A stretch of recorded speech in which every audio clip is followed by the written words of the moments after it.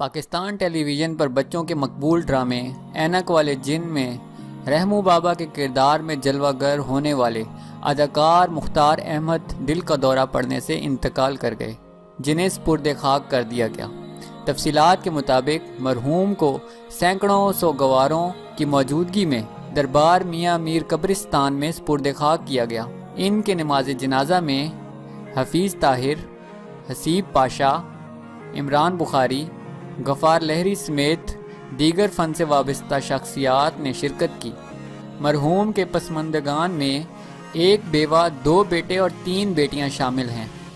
بتایا گیا ہے کہ رحمو بابا کو تقریباً 2 ماہ قبل دل کا اٹیک ہوا تھا، جس کے باعث وہ ہسپتال میں داخل رہے اور ان کی صحت بہتر ہو گئی۔ گزشتہ روز ہی انہیں دوبارہ دل کا اٹیک ہوا اور وہ جاں بحر نہ ہو سکے۔ شوبز سے وابستہ فنکاروں نے مرحوم کے انتقال پر گہرے دکھ کا اظہار کیا۔